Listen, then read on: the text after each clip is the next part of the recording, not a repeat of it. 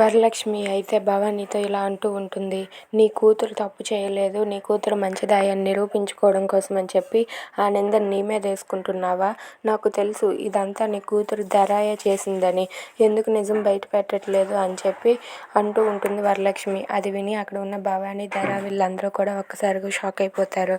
ఇక ఆ విషయం కలిపింది మీరే అని నాకు తెలుసు, ఎలాగైనా సరే మీకు శిక్ష పడేలా చేస్తాను అని చెప్పి అంటూ ఉంటుంది. అది విని వేదవతి ఇలా అంటూ ఉంటుంది.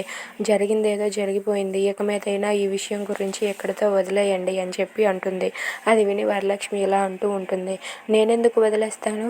నన్ను నా కూతుర్లనే వేరు చేయాలని చూస్తారా? నన్ను చంపాలని చూస్తారా? ఈ విషయాన్ని నేను ఎక్కడితో వదిలేయడం కాదు, ఈ విషయం నేను అసలు వదలను.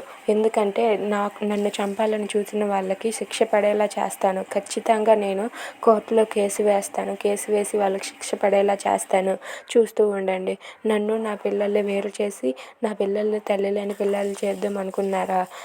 చూస్తూ ఉండండి. ఇదే మీకు చెప్పడం. నన్ను చంపాలని చూసిన వాళ్ళని నేను ఊరికే వదిలిపెట్టను అని చెప్పి వరలక్ష్మి వాళ్ళందరితో చెప్తుంది. అది విని ధర అలాగే వాళ్ళ అమ్మ భవాని, వేదవతి వాళ్ళైతే ఒక్కసారిగా షాక్ అయిపోతారు. ఇక ధర అయితే భయపడుతూ ఉంటుంది. ఈ వరలక్ష్మి అన్న పనే చేస్తుంది, ఇప్పుడు ఏం చేయాలో ఏంటో అని చెప్పి కంగారు పడుతూ ఉంటుంది. ఇక వరలక్ష్మి అయితే తను అన్నట్లుగానే ధరపై కేసు వేస్తుందా? If you like this video please like, share and subscribe.